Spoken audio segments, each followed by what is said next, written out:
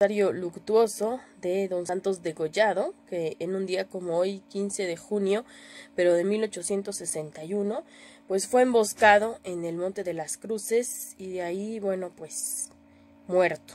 No fue fusilado, sino que le dispararon un balazo y después lo remataron con lanzas. Entonces, bueno, estuvo muy fea esa muerte y bueno, estamos empezando más bien por el final, ¿no? Pero es por la fecha en la que estamos platicando acerca de esto.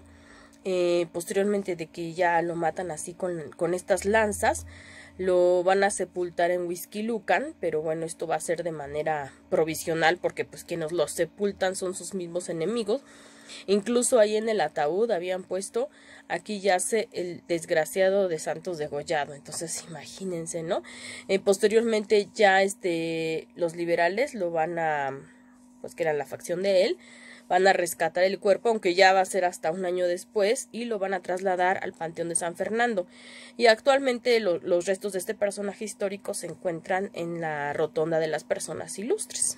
Entonces ahí los que quieran ir a visitarlo, pues ya cuando se termine esta contingencia, ¿no? Que ya duró muchísimo.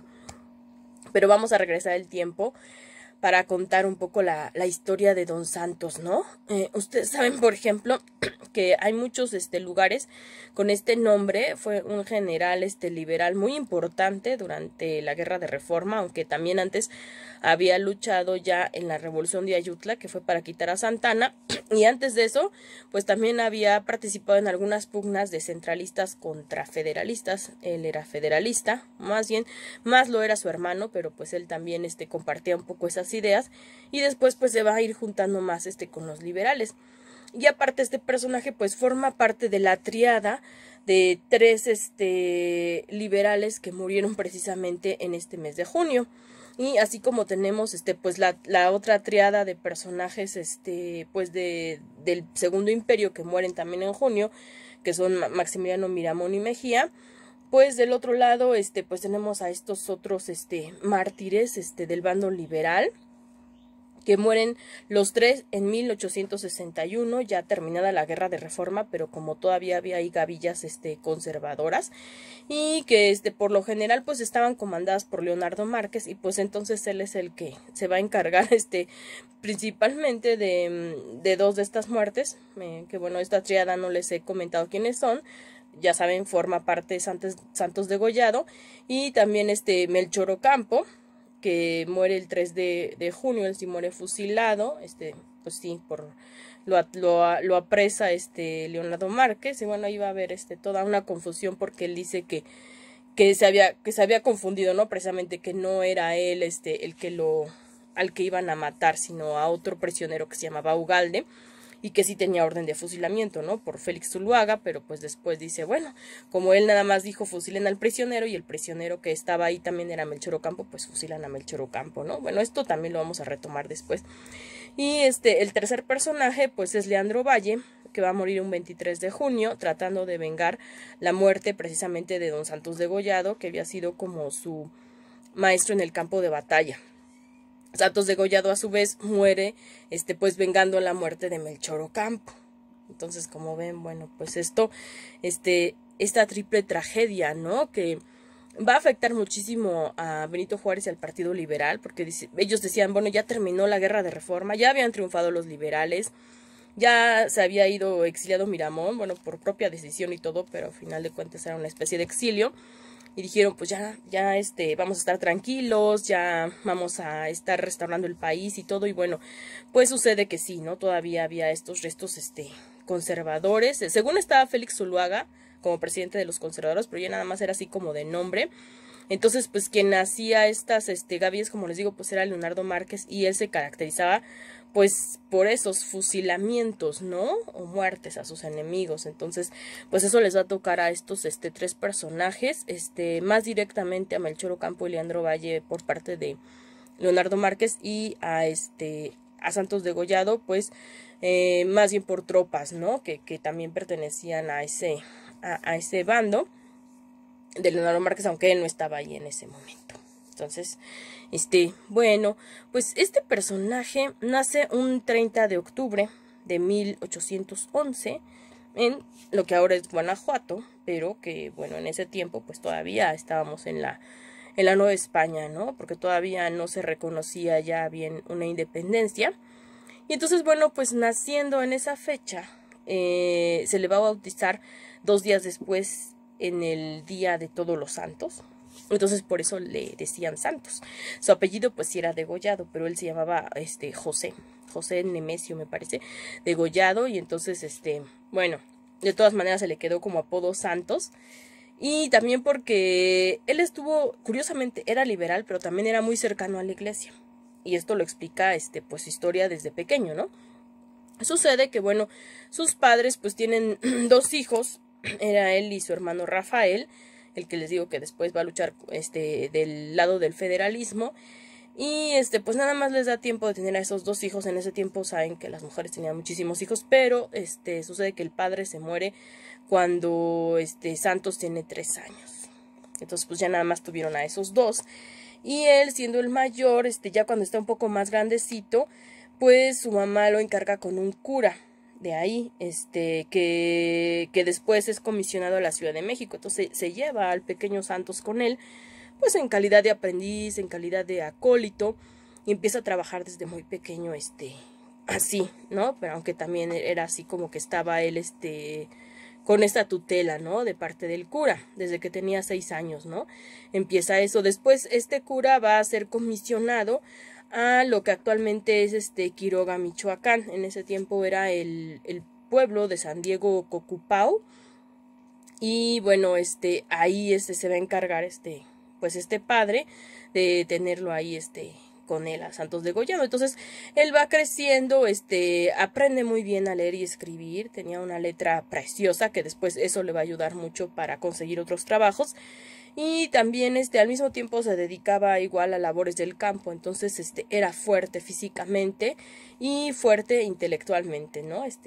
Ambas cosas.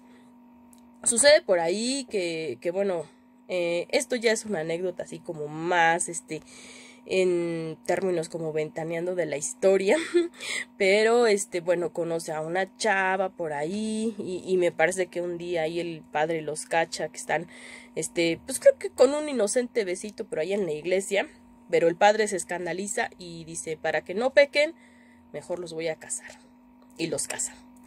Y entonces Santos degollado tenía 16 años, pero pues a esa edad lo casan. Y dice, uy, pues ya tenía responsabilidades, ¿no?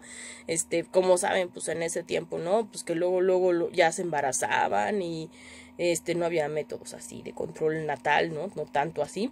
Y aparte la idea religiosa de tener todos los hijos que Dios les mandara, ¿no? Y entonces él tenía que trabajar para eso, ¿no? Y seguía con el mismo cura todavía, pero pues el cura era así, medio explotador. Entonces, él mejor, se va a la ciudad de Michoacán, a Morelia, que diga, bueno, pues estaba en Michoacán ya, nada más que estaba en este pueblo que les digo, pero se va a Morelia. Y ahí va, a pedir trabajo, con lo que él sabía hacer, que era escribir, muy buena letra y todo, como les comentaba, ¿no? Trabaja para un doctor, ahí sí las recetas no salían con letra de doctor como las conocemos, sino que salían con muy buena letra. Después, también trabaja para una escribanía y, pues finalmente lo van recomendando y termina trabajando en la mera catedral de Morelia. Entonces pues va aumentando mucho su fama, ¿no? Y aparte después de ser escribano, como él también sabía hacer cuentas muy bien, bueno, pues también ya le asignan a que sea el administrador de los diezmos, y él era conocido como eso, ¿no? Sin embargo, pues él todavía se dedicaba a fortalecerse físicamente, es decir, seguía con ambas preparaciones, ¿no? También después, bueno, saben que también por ahí en Michoacán, pues andaba Melchor Ocampo. Entonces Melchor Ocampo lo conoce y lo va a recomendar a que esté en un puesto también administrativo en el colegio de San Nicolás. Y entonces ahí, bueno, pues también Santos se va a volver un poco autodidacta, va a aprender de leyes, va a aprender acerca de varias materias, ¿no? Que ahí se cursaban. Y eso pues ya posteriormente, ya avanzando el tiempo, pues se va a volver incluso regente, ¿no? De esa universidad, de ese colegio. Y bueno, pues va a estar Muy bien, déjenme ver a mi gatita que no sé qué le está pasando, espérenme. Bueno, ya vi, nada más está jugando ahí en una caja, pero pues andaba haciendo mucho ruido y por eso le hice aquí una pequeña pausa, ¿no? Y bueno, pues nos quedamos en que él se va cultivando de esta manera.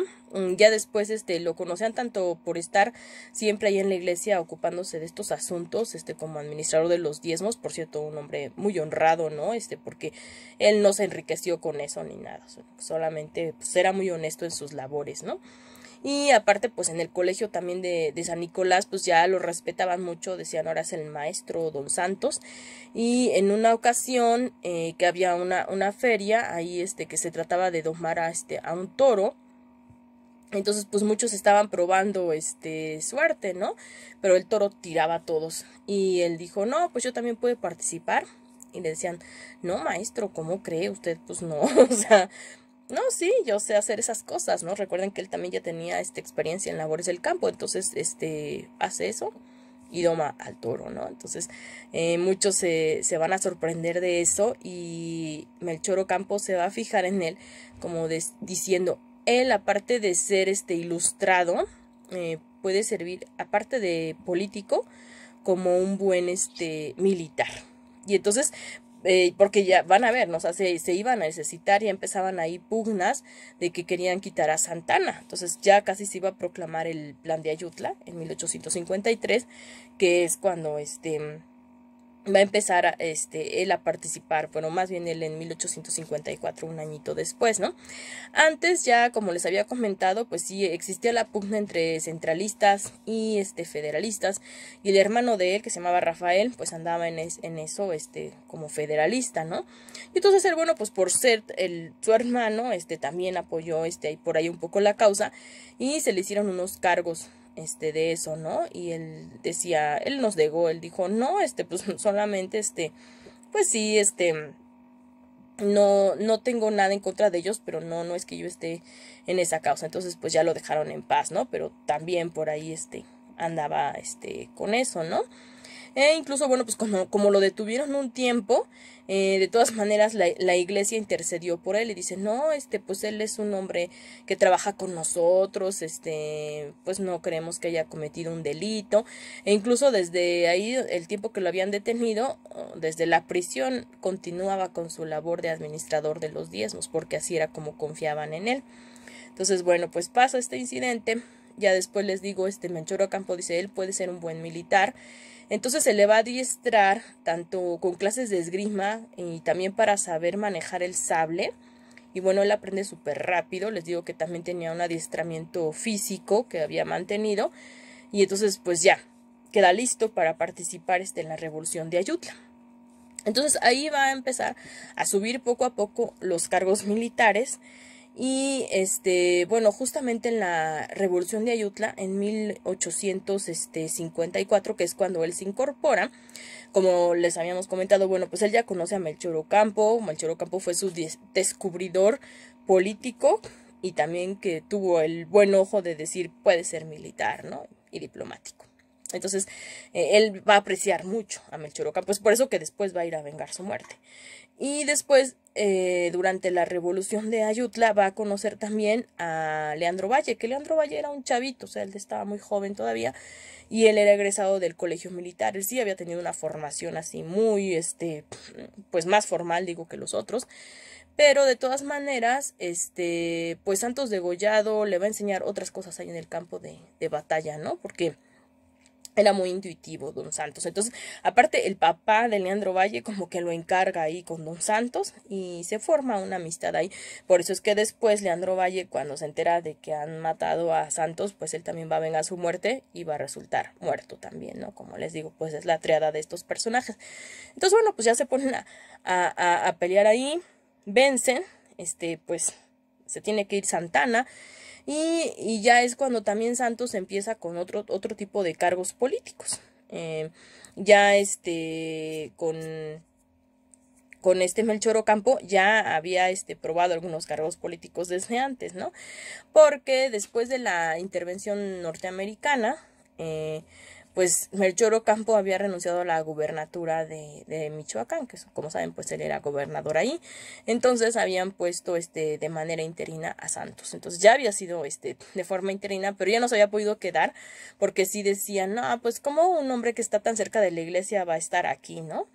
Entonces no lo habían admitido más en eso, pero Melchor Ocampo lo había recomendado otra vez al colegio de San Nicolás, y él había estado ahí como regente, ¿no? Ya incluso, o sea, regente ya era como director. Entonces se había encargado mucho ya en esta labor, y como les digo, pues fue subiendo también se hizo diputado. Y bueno, pues él va a estar así fluctuando entre algunas actividades diplomáticas y actividades pues propiamente ya en el campo de batalla, ¿no? Posteriormente también asciende a general. Y entonces pues va a llamar ya la atención también de Benito Juárez. Él ya durante lo que ya va a ser la Guerra de Reforma lo va a nombrar como el ministro de guerra. Entonces imagínense, ¿no? Ya él era pues ya había ascendido mucho en ese poder, ¿no?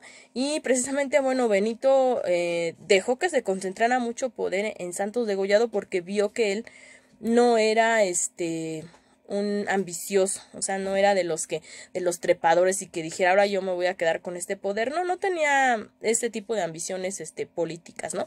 Él simplemente cumplía con sus labores y ya, ¿no? Era aparte un hombre bastante honesto, como les digo, pues no se clavó nada de dinero de los diezmos, ni tampoco después de lo que le van a dar de presupuesto Juárez, pues tampoco, ¿no? Respetaba mucho eso.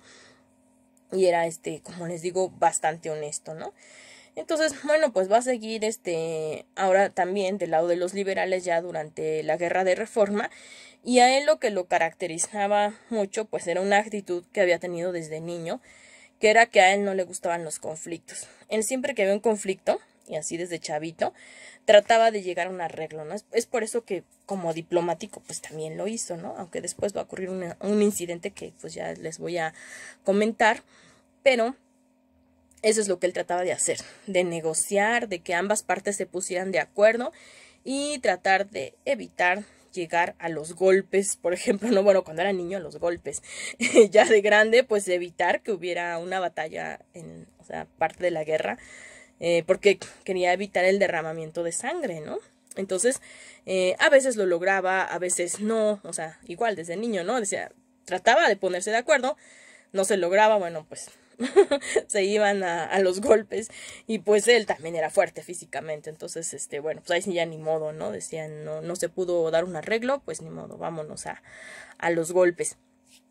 Igual va a ser en los campos de batalla, nada más que ahí sí tenía una debilidad, porque bueno, recordemos que él pues se hizo sí en los campos de batalla, pero no tenía una formación tan estratégica como sí la tenían los del otro lado, que eran los conservadores, que la mayoría sí habían estudiado en el colegio militar y sabían de tácticas de guerra. Entonces, por lo general, pues ahí le ganaban a Santos. Pero él nunca se dejó vencer moralmente, entonces lo que hacía era volver a reorganizar los ejércitos, y en eso sí tenía mucho éxito. Entonces le empezaron a apodar, otra vez mi gatita está maullando, creo, pero ya le di de comer, así que bueno, o a lo mejor ya se lo terminó, espérenme tantito. Ya regresé, ya les di un poco más de comida porque ya no tenía, incluso pues la más chiquita estaba como enojada conmigo y me quiso atacar, ¿cómo ven? Pero eso es porque luego le echo gotas en los ojos que los tiene un poco malitos. Pero bueno, ¿en qué nos quedamos? Sí, en que volvía a reorganizar los ejércitos, Santos Degollado, y entonces eso le valió un sobrenombre más, que fue el héroe de las derrotas, ¿no? Es singular y es un poco extraño, ¿no? Porque decían, sí es un héroe, pero de las derrotas. ¿Por qué? Porque se sabía levantar muy bien después de eso. Entonces, si ustedes tienen una derrota, pues recuerden a Santos Degollado y vuélvanse a levantar, que eso es lo que él hacía, ¿no?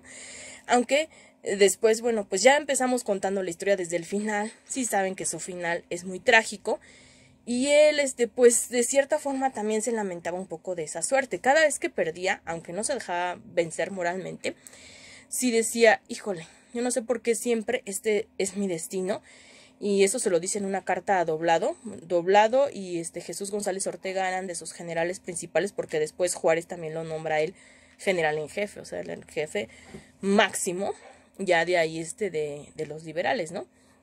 Entonces él le dice en esta carta doblado: yo no sé cuándo vaya a terminar pues esta suerte que tengo, dice, quizá hasta que vaya al Gólgota, ¿no? Me tenga que ir al Gólgota. En ese tiempo, como saben, pues sí permeaba mucho la ideología religiosa, y más en él, que había crecido casi en la iglesia. Por eso en algunas representaciones, en algunas películas, se le pone incluso como si hubiera sido un cura, pero no era cura, era laico.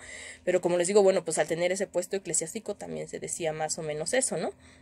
Entonces decía así: no, espero no tener que llegar al Gólgota. Y fíjense que su destino, o sea, yo no sé por qué lo decía en esa carta doblado y lo pensaba así, porque pues finalmente, o sea, es emboscado en el Cerro de las Cruces. Entonces sí es algo muy parecido, ¿no? Y ahí se le mata.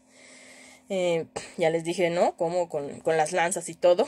Y esto también tiene que ver un episodio que creo que no les he contado, que es que cuando fue la batalla en Tacubaya, Santos logró escapar de ella.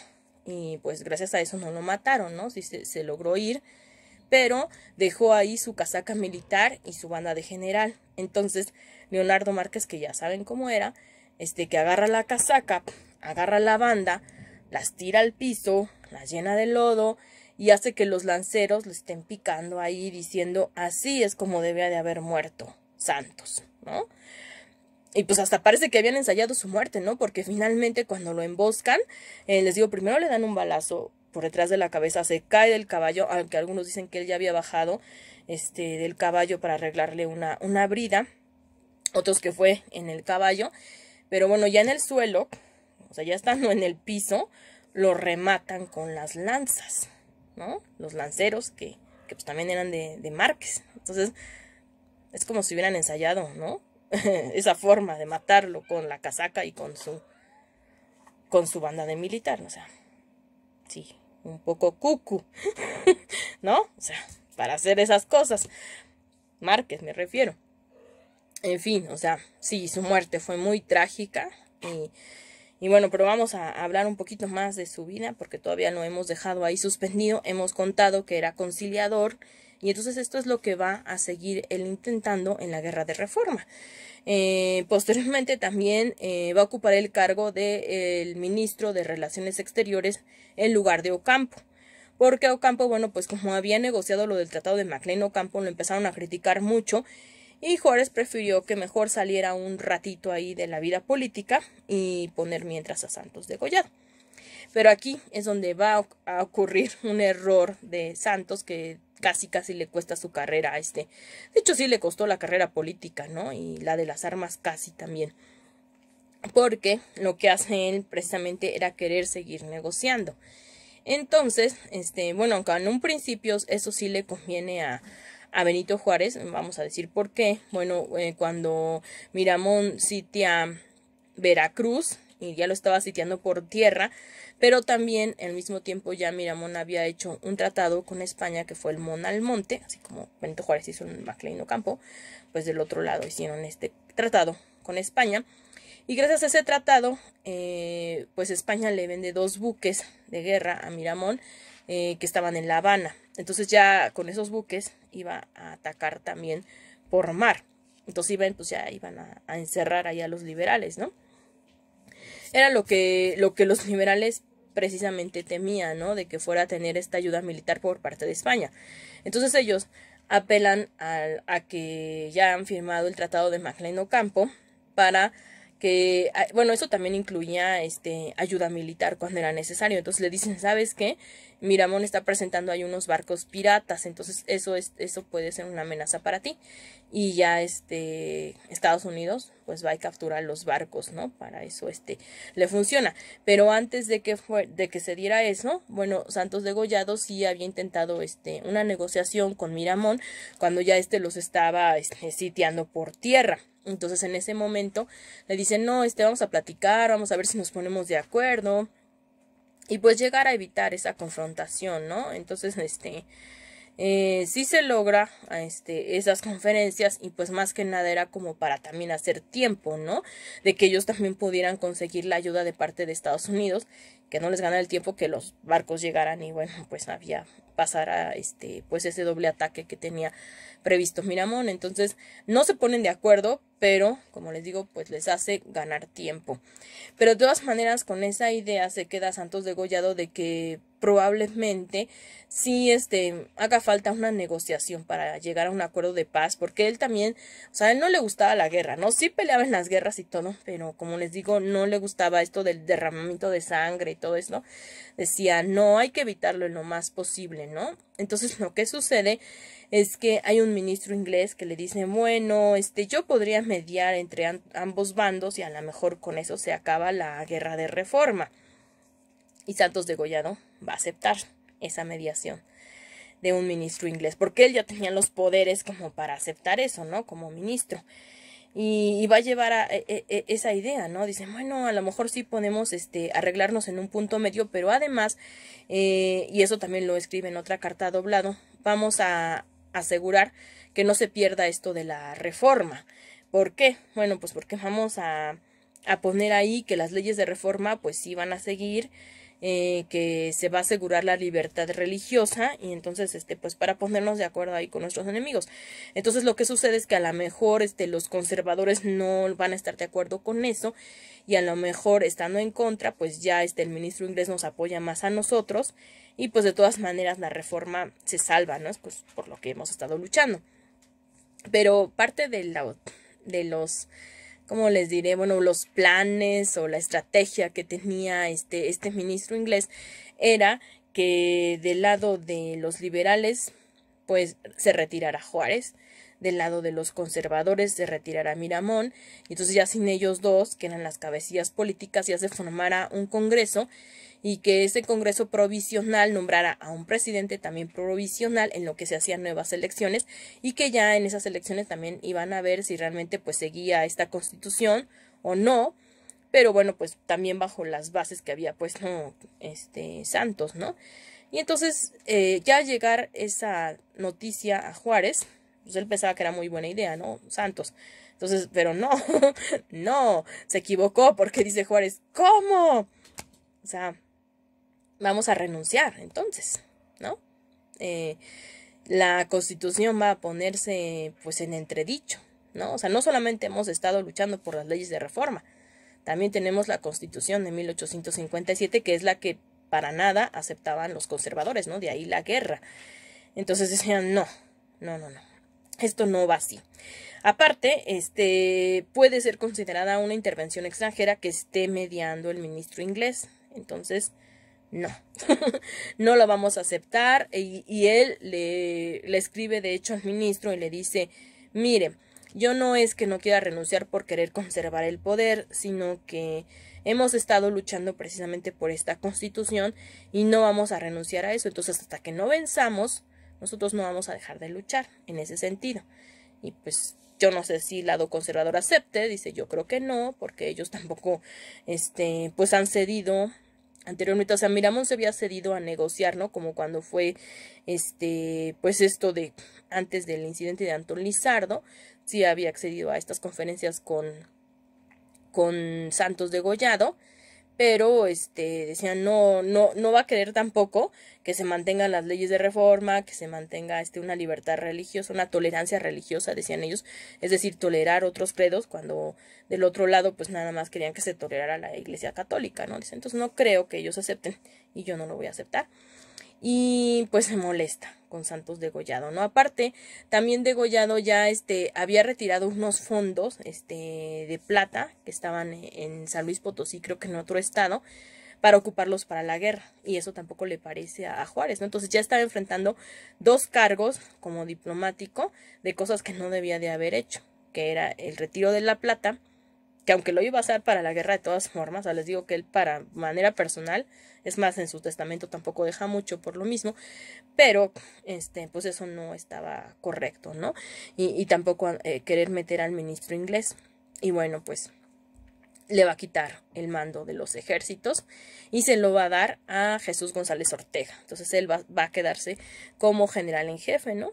Y pues ya Santos sí lo acepta, pero al principio como que tampoco se quería retirar muy bien de la escena.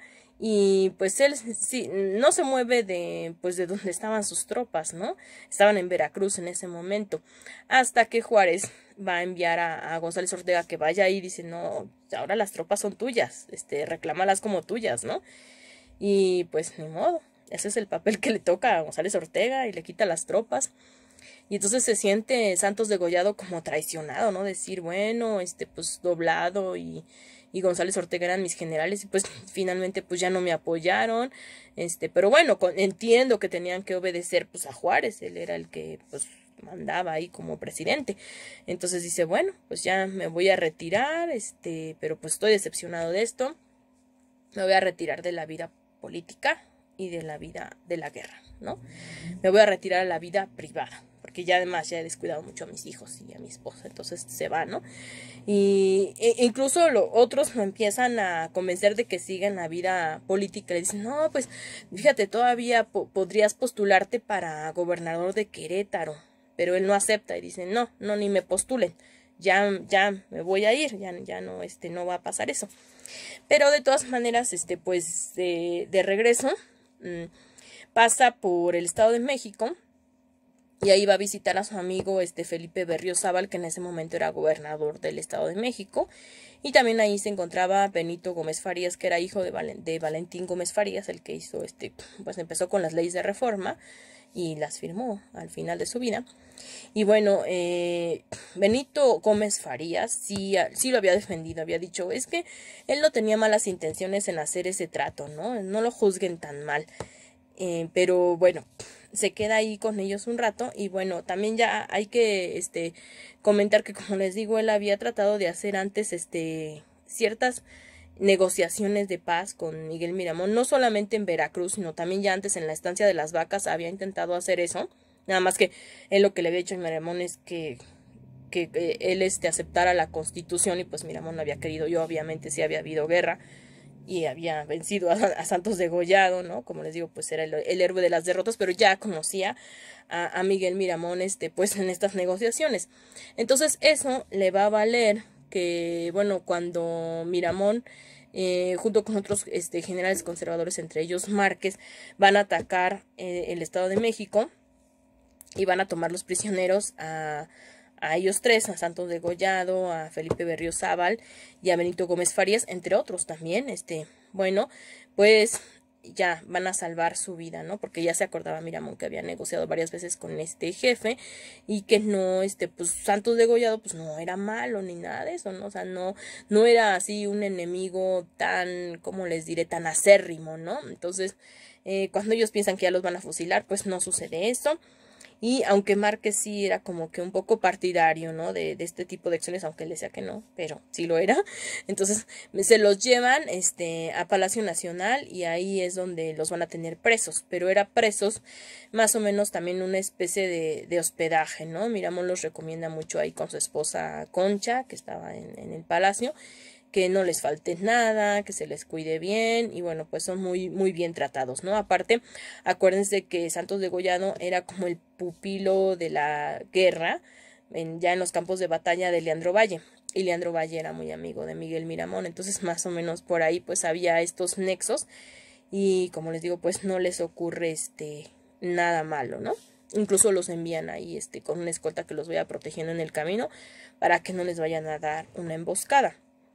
Y bueno, finalmente Jesús González Ortega, ya estamos muy cerca del fin de la Guerra de Reforma, ya, bueno, porque esta captura ocurre un 14 de noviembre de 1860, ya para el 22 de diciembre también del mismo año, pues se da la última batalla de la Guerra de Reforma en Calpulalpan, y ahí ya va a ser derrotado Miguel Miramón por las fuerzas de Jesús González Ortega, que ahora, como ven, pues era el general en jefe.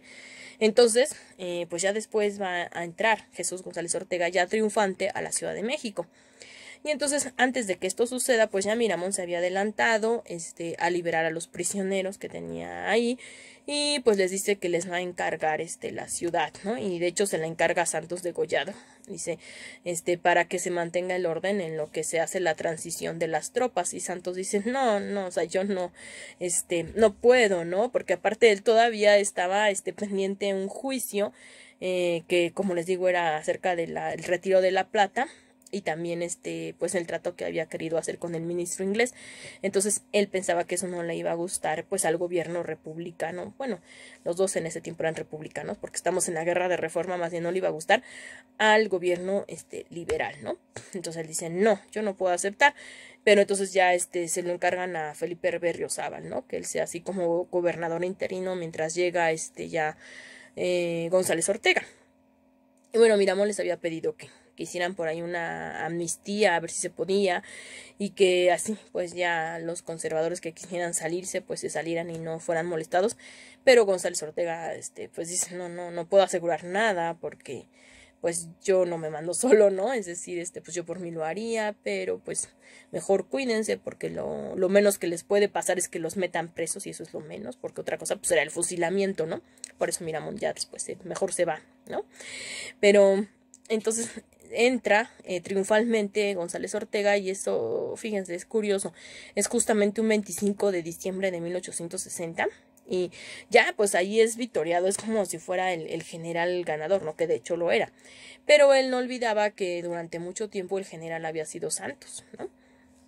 Entonces, al pasar por el teatro Iturbide, por el hotel, perdón, por el hotel Iturbide, que es el Palacio de Iturbide, y el que ahora es un museo perteneciente a Banamex, va pasando por enfrente de ahí, y ahí se estaba hospedando precisamente Santos de Gollado.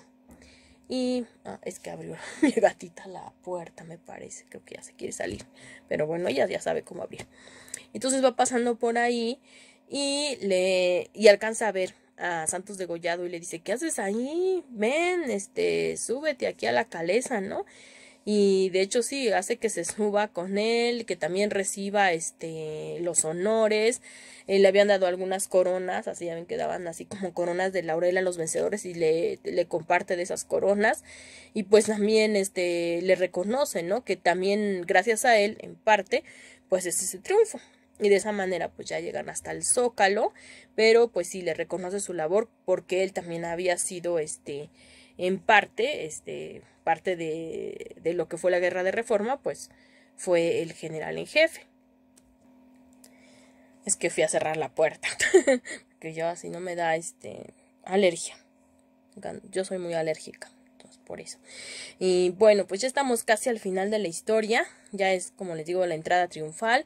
Lo malo es que ya en enero, poco después de eso, Santos de Gollado enferma de escarlatina y tiene que quedarse en cama en su casa, ¿no?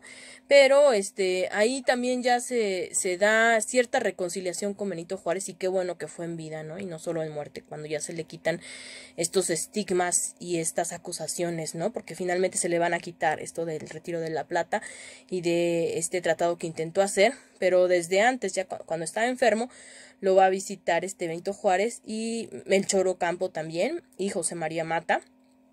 Entonces, pues sí, porque habían reconocido que él también había tenido que ver en la resistencia liberal, ¿no? Si bien, como les digo, pues muchas veces era vencido, volvía a reorganizar los ejércitos, y también pues trataba sobre todo de negociar. Entonces él había mantenido un buen papel ahí, y bueno, pues finalmente esto también se le reconoce. Posteriormente, bueno, pues ya él se va recuperando de la escarlatina, pero ya, como les digo, el 3 de junio, pues se entera que Melchor Ocampo pues ha sido fusilado, era su mentor político, y es cuando va a pedir pues un permiso de ir y vengar su muerte, ¿no? Perseguir a los que habían hecho esa acción, ¿no? Como saben, pues a Melchor Ocampo lo fusilan sin juicio, sin nada, y aparte, pues él era un civil, es decir, no estaba amparado por ninguna ley que pudieran hacer eso, porque si bien si hay una leyes de guerra, ¿no? Que si vean al enemigo ahí con las armas en la mano y que por eso le hicieron eso a Leandro Valle, decían, ay, pues ahí se justifica, ¿no? Aunque a veces se pasaban de crueles, como también se va a pasar Leonardo Márquez con el pobre Leandro, por eso ya es otra historia. Pero en el caso de Melchor Ocampo, pues él nunca tenía las armas en la mano de esa forma, porque él más era diplomático, él no era militar, era un civil, pero en fin, de esa manera lo fusilan. Incluso para los mismos conservadores, muchos dicen, no, qué terrible, ¿por qué hiciste eso? Y bueno, Márquez va a decir, ya saben, ¿no? Toda esa de la confusión y así. Pero bueno, pues Santos Degollado va a pedir licencia para hacer esta acción, va a tratar de vengar esta muerte. Y pues finalmente, como les digo, va a ser emboscado ahí en el Cerro de las Cruces. Él también estaba esperando refuerzos que supuestamente le iba a traer Tomás Ojorán, en ese tiempo del lado de los liberales.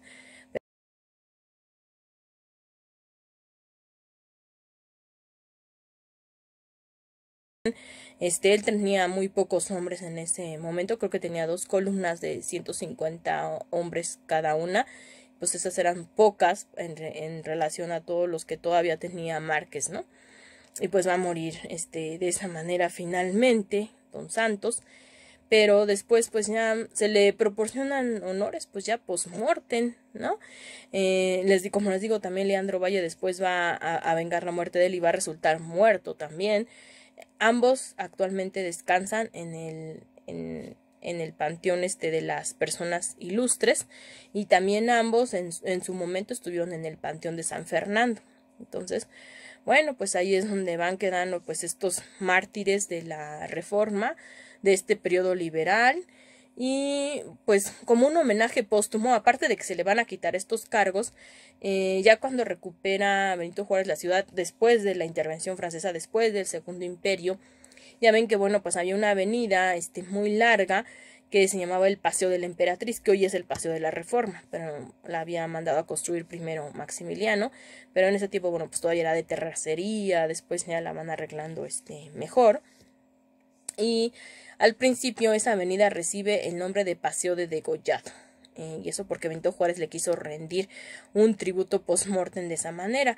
Posteriormente pues ya dijeron, bueno, mejor vamos a incluir a todos pues los mártires que hubo de la Reforma, entonces ya se llamó Paseo de la Reforma, pero sí un tiempo fue Paseo de Degollado. Y bueno, pues de la misma manera también tenemos Huixquilucan de Degollado, porque en un tiempo estuvo ahí sepultado. Tenemos el Teatro Degollado, que está en Guadalajara, de donde por cierto también ahí fue un tiempo gobernador interino. Y bueno, pues esta es a muy grandes rasgos la historia de don Santos, que pues se llamó así por el Día de Todos los Santos, y que fue un personaje clave en todo esto de la Guerra de Reforma, y que pues hoy estamos recordando su aniversario luctuoso, el 15 de junio, pero de 1861. Pues nos despedimos entonces y hasta luego.